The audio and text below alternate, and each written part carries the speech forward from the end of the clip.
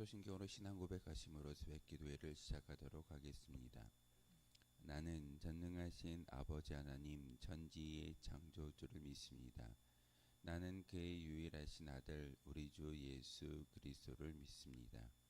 그는 성령으로 잉태되어 동정녀 마리아에게서 나시고 본디오 빌라도에게 고난을 받아 십자가에 못 박혀 죽으시고 장사된 지 사흘 만에 죽은 자 가운데서 다시 살아나셨으며 하늘에 오르시어 전능하신 아버지 하나님 우편에 앉아 계시다가 거기로부터 살아있는 자와 죽은 자를 심판하러 오십니다.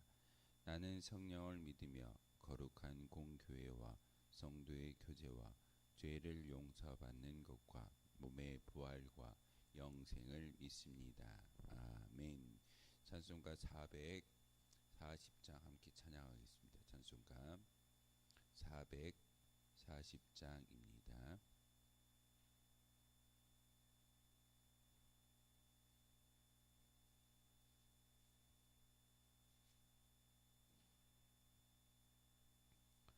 찬송가 440장입니다.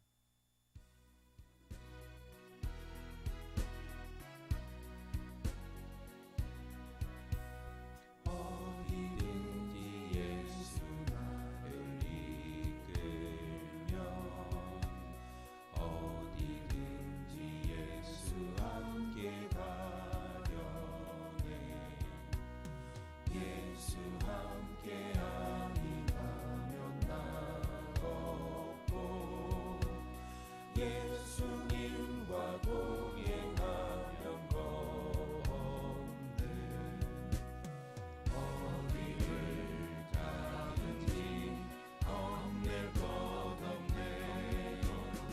어디든지 예수 함께 가려네.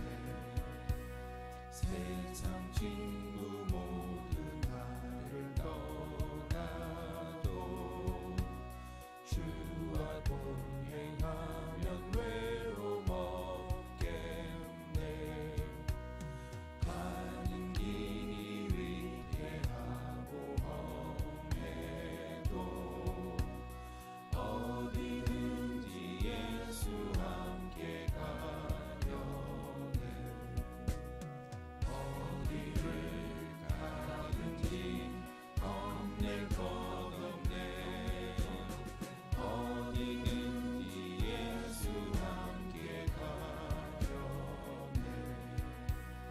어두운 그늘 나를 외워 살 때에 주가 함께 계신 믿고 자려네.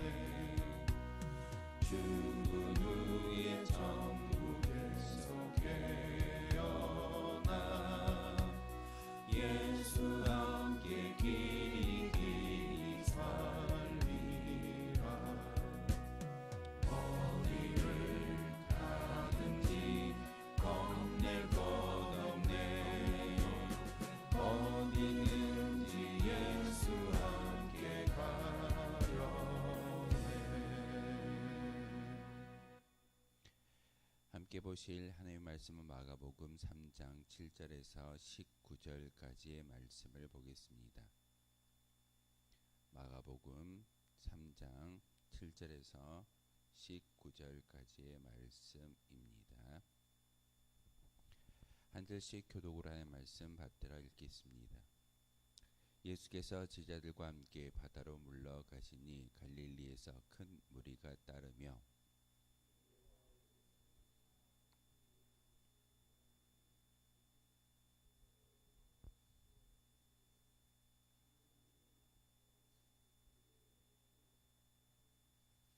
예수께서 무리가 에워싸 있는 것을 피하기 위하여 작은 배를 대기하도록 제자들에게 명하셨으니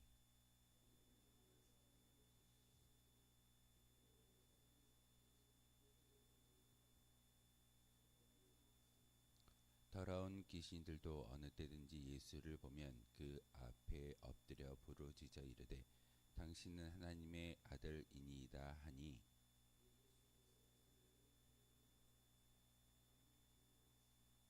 또 산에 오르사 자기가 원하는 자들을 부르시니 나아온지라.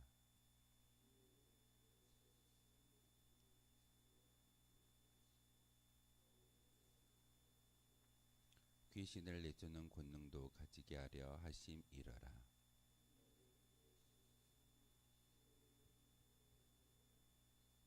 또 세베대의 아들 야고보와 야고보의 형제 요한이니 이 둘에게는 보아 너에게 곧 우레의 아들이란 이름을 더하셨으며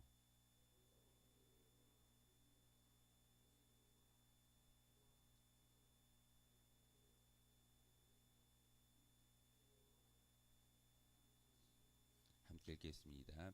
또 가룟 유다니니 이는 예수를 판 자니라. 아멘. 마가복음 3장의 말씀을 읽다 보면은 많은 무리가 예수님께 나아오는 것을 볼 수가 있습니다. 사람의 그런 마음을 이 오늘 행적을 통해서 우리에게 잘 보여주고 있는 그런 모습이기도 합니다. 사람은 높아지고 싶고 많아지고 싶고 기왕이면 성공하고 싶고 잘 되고 싶은 것이 인지상정일 겁니다. 우리가 살아가는 이 세상은 수가 많아지는 것, 높아지는 것, 또한 세상에서 성공하는 것이 많은 세상의 관념이고 또한 가르침이기도 합니다. 공부하는 학생들에게 선생님들이 질문합니다. 너희들이 왜 열심히 공부하느냐? 또한 그렇게 질문을 하지 않더라도 너희들이 열심히 공부하고 좋은 대학에 가서 좋은 직장과 좋은 어떤 위치에서 많은 물질을 성공의 자리에 이르는 것이 너희의 공부의 목적이다라고 세상에서는 가르치고 있습니다. 하지만 예수님의 기준과 세상의 기준 참 많이 다른 것 같습니다. 세상의 기준과 방식을 따르고 싶은 유혹이 우리의 삶의 도처에 존재하는 것이 우리의 모습이지만 우리가 새벽마다 성경을 묵상하고 예수님의 행적을 따르는 것은 세상의 방법이 아니라 예수님의 방법, 하나님 나라의 방법대로 살아가라고 우리에게 가르쳐주고 있습니다. 하나님 나라의 백성이 영원히 따라야 할 기준은 오직 예수 그리스도의 삶과 죽음 그리고 그분의 말씀이 우리의 기준이어야 합니다. 우리가 말씀을 통해서 이 시간 함께 기도하는 것은 함께 말씀 묵상하는 것은 그 예수 그리스도의 모든 행적과 말씀이 우리의 신앙의 기준이 되어지기 때문에 많은 세상의 사람들은 성공하라고 이야기하지만 우리는 예수님의 말씀을 기준으로 삼아 예수님의 참된 제자가 되는 것이 우리의 모습일 줄 압니다. 오늘 특별히 많은 사람들이 예수님께 나오는 7절에서 12절의 말씀을 우리에게 보여주고 있습니다. 하지만 예수님은 이 놀라운 사건의 주인공이시지만 바로 물러나셨다라고 7절을 통해서 이야기하셨고 9절을 통해서는 피하셨다라는 것을 보여주시며 12절을 통해서는 경고하심에 대한 이야기를 하고 있습니다. 물러가고 피하셨고 경고하셨다라는 예수님의 그 모습. 세상의 많은 사람들은 추앙받고 인정되어지며 또한 세상에서 많은 무리가 나오는 것이 곧 성공한 길이다라고 이야기하지만 예수님은 그렇게 말씀하지 아니하시고 온전한 예수 그리스도의 방식과 방법을 따르라고 친히 보여주고 계심을 우리에게 말씀을 통해서 깨닫게 하고 있습니다. 예수 그리스도는 사람들이 원하는 방식으로 왕이 되시기 위해 오신 것이 아니었음을 그들은 알지 못합니다. 예수님이 왕이 되고자 이 땅에 오셨다면 궁정에서 그리고 많은 기적과 또한 힘을 가지고 세상 나라와의 그런 모든 것들을 대항하는 것이 예수님의 방법이어야 함에도 불구하고 예수님은 그렇게 하지 않습니다. 예수님은 철저히 하나님의 때를 기다렸고 하나님의 방법을 이 세상 가운데 보이셨던 분이 바로 예수님이십니다. 그러기에 바로 많아지고 커지고 높아지고 성공하는 것은 세상의 기준으로 볼 때 좋은 일일 수도 있습니다. 그 자체가 죄가 되는 것은 아닙니다. 하지만 그것이 하나님 나라의 기준과 부딪힌다면 거기서 멈추고 하나님의 뜻을 쫓을 수 있는 믿음의 어떤 모습이 우리 가운데 있어야 합니다. 세상에 살아가는 우리의 모습 가운데 세상의 일들이 모두 다 죄악이라고 말하진 않습니다. 하지만 하나님의 기준과 예수 그리스도의 기준과 배치되어지는 그러한 모습이 있다면 우리는 멈추고 하나님의 뜻을 간구하는 것이 온전한 하나님 나라의 백성이며 예수 그리스도의 제자인 것을 오늘 성경은 우리에게 가르쳐 주고 있습니다. 병으로 고생하는 사람들도 예수 그리스도를 만지기 위해서 몰려들었다라고 10절을 통해서 이야기하고 있습니다. 많은 사람들이 예수를 만지고자 하여 몰려들어 왔다라고 이야기하는 것은 그들의 질병을 치유받기 위함입니다.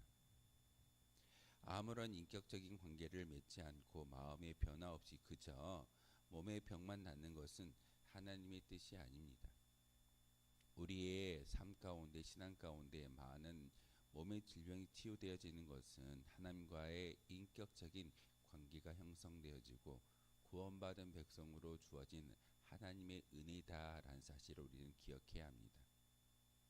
교회에 나와왔더니 좋은 일이 생기는 거야. 교회에 나와왔더니 어떤 질병도 치유받고 문제도 해결되는 것. 이것은 하나님을 인격적으로 만나지 못하는 그저 눈에 보이는 현상에만 관심을 갖는 그런 안타까운 모습일 수도 있습니다. 하지만 그 문제가 가장 크게 보일 수도 있고 질병과 모든 문제가 크게 보이긴 하지만 주님 보시기에는 그 문제보다 우리가 더 중요하게 생각해야 될 것은 바로 구원의 문제입니다.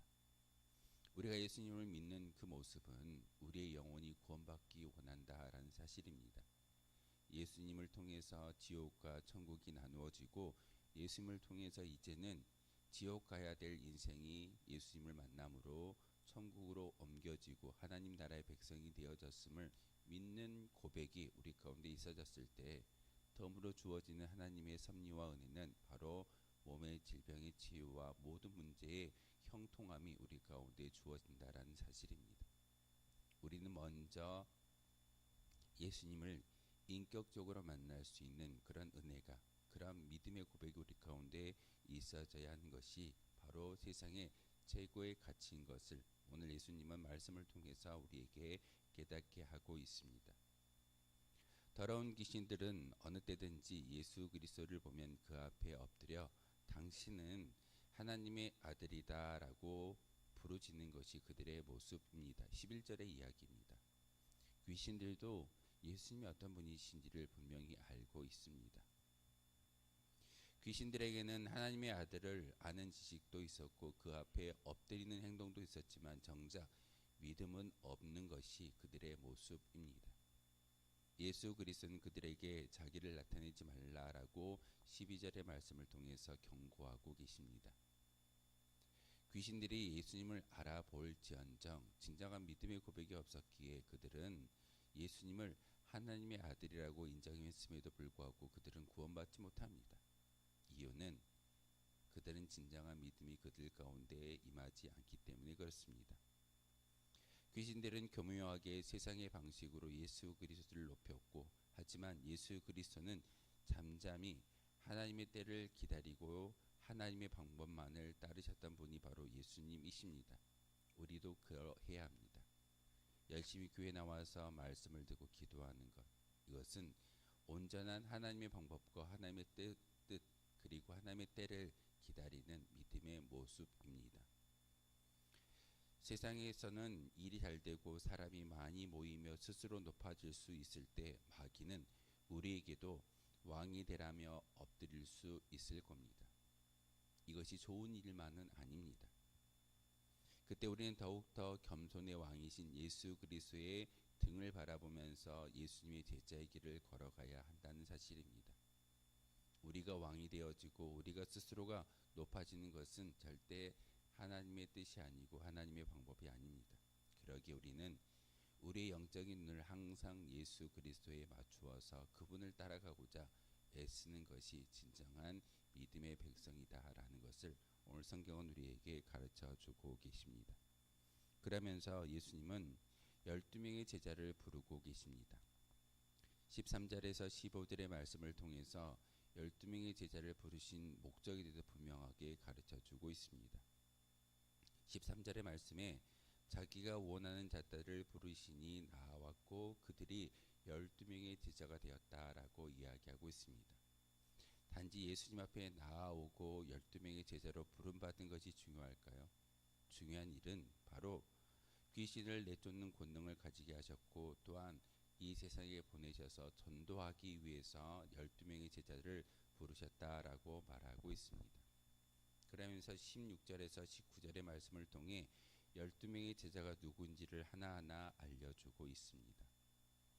왜 12명일까요? 구약의 야곱을 통해서 12지파가 만들어졌습니다. 12지파가 형성되어졌는데 그 12지파는 하나님의 뜻을 온전히 따르지 못하고 실패한 족장으로 남게 되어졌습니다. 그러기에 예수님은 12명의 제자를 다시 부르시고 그들을 통해서 하나님의 나라를 다시 완성하기 위한 시작점을 12명의 제자를 통해서 펼치고 있음을 오늘 본문을 통해서 이야기하고 있습니다. 혹시 12지파를 만드셨던 하나님의 뜻, 야곱을 통해서 이스라엘이라는 이름을 주셨고 12지파를 형성하게 하셨는데 그 야곱이 온전해서 부르셨을까요? 야곱은 욕심이 많은 사람이었습니다. 그럼에도 불구하고 하나님은 그 야곱을 선택하셨고 부르셨고 그를 통하여 12명의 지파를 형성하게 하셨습니다. 우리를 성도로 부르신 이유도 마찬가지입니다. 온전해서가 아니라 예수 그리스도 안에서 하나님의 은혜를 입었기 때문에 우리를 부르셨고 그 은혜 때문에 이 세상에 나아가 예수님의 제자의 삶을 살아갈 수 있게 되는 겁니다. 예수 그리스도는 세우신 제자들을 먼저 자기와 함께 있게 하셨으며 그 다음에 보내셔서 전도도 하고 귀신을 내쫓는 권능도 가지게 하셨다라고 오늘 본문을 통해서 이야기하고 있습니다. 예수 그리스도는 모든 제자에게 사명을 주시고 감당할 능력을 주셨지만 그 순서는 언제나 예수 그리스도와 함께 있는 것이 먼저였습니다. 예배당에 올라와 기도하고 묵상하고 말씀을 듣는 것이 먼저이지 세상에 나아가 많은 권능을 펼치는 것이 또한 복음을 전하는 것이 먼저가 아니라 우리는 먼저 주님 안에서 말씀 가운데 거할 수 있는 진정한 하나님의 제자가 하나님의 백성이 되어져야 함을 오늘 성경을 통해서 우리에게 가르쳐 주고 있습니다. 세상을 뒤흔들 능력과 권세가 있을지라도 주님과 함께하지 않으면 아무런 소용이 없습니다. 주님 안에 거하는 겁니다. 포도나무의 비유를 통해서 포도나무의 줄기에 가지가 붙어 있음으로써 많은 열매를 맺는 것은 바로 주님 안에 거하라는 예수님의 명령의 말씀입니다. 우리도 마찬가지입니다. 어찌 보면 친일파와 같은 세리마태와 무장 독립운동하는 시몬이 함께 있는 것이 예수 공동체의 제자들의 모습입니다. 예수님을 팔아넘긴 가룟 유다도 함께 있는 것이 예수님의 제자들의 모습이었습니다. 세상의 기준으로는 불합격인 사람들을 불러주셨고 알고는 도저히 부를 수 없는 사람들이 세움을 받아 예수님의 제자가 되어졌음을 우리는 성경을 통해서 잘 보고 있습니다. 하지만 그들이 그렇게 12명의 제자로 부름받은 것은 주님과 함께 있을 때 그들은 하나님께 쓰임받았다라는 사실을 우리에게 보여주기 위한 사건입니다. 우리도 부족하지만 연약하지만 하나님이 부르셨고 하나님의 백성으로 삼아주셨고 특별히 예수님의 제자의 사명을 우리에게 허락해 주셨습니다. 그러기에 우리는 연약하지만 주님이 함께 하시기에 약해도 쓰임받을 수 있다라는 사실을 다시 한번 기억할 수 있는 저와 여러분이었으면 좋겠습니다. 나의 강함을 자랑하는 것이 아니라 내가 연약하기에 우리를 불러주셨고 우리와 함께 하시고 우리에게 권능을 주시는 분이 바로 예수 그리스도이신 것을 다시 한번 믿고 고백할 때 우리를 통해 놀라운 역사, 하나님의 나라가 이 땅 가운데 확장되어지는 역사 가운데 도구로 쓰임받을 수 있는 은혜가 우리 가운데 있음을 다시 한번 기억하는 저와 여러분이었으면 좋겠습니다. 연약하지만 부르시는 예수님의 그 말씀에 아멘으로 순종할 수 있는 저와 여러분 되어주시기를 주님의 이름으로 소망하겠습니다. 기도하겠습니다. 거룩하신 주님 참으로 감사를 드립니다. 오늘도 우리에게 귀한 말씀을 묵상하게 하시고 또한 기도하게 하시며 그 기도를 통하여서 하나님의 뜻을 다시 한번 깨달아 알 수 있는 은혜를 주시오니 참으로 감사를 드립니다. 하나님, 오늘 우리에게 주셨던 이 말씀을 마음속에 새기며 오늘 하루의 모든 시간들이 하나님의 영광을 드높이는 거룩한 시간 되게 하시고 우리가 예수님의 참된 제자의 모습으로 예수님만을 바라보며 나아가는 거룩한 주의 백성들인 것을 깨달아 알게 도와주시옵소서. 연약하지만 부족하지만 주님과 함께 있기에 모든 능력을 이야기할 수 있고 보여줄 수 있고 전달할 수 있는 거룩한 주의 백성이 주의 제자가 바로 우리인 것을 이 시간 알게 하셨습니다. 하나님, 다시 한번 우리의 기도를 통해서 그 뜻을 깨달아 알게 하시고 우리의 심령 가운데 예수님이 선물로 보내주신 성령의 충만함이 있도록 주님께서 은혜를 허락하여 주옵소서. 예수 그리스도의 이름으로 기도하옵나이다. 아멘. 하늘에 계신 우리 아버지, 아버지의 이름을 거룩하게 하시며 아버지의 나라가 오게 하시며 아버지의 뜻이 하늘에서와 같이 땅에서도 이루어지게 하소서. 오늘 우리에게 일용할 양식을 주시고 우리가 우리에게 잘못한 사람을 용서하여 준 것 같이 우리 죄를 용서하여 주시고 우리를 시험에 빠지지 않게 하시고 악에서 구하소서. 나라와 권능과 영광이 영원히 아버지의 것입니다. 아멘. 오늘 말씀을 생각하며 기도하도록 하겠습니다.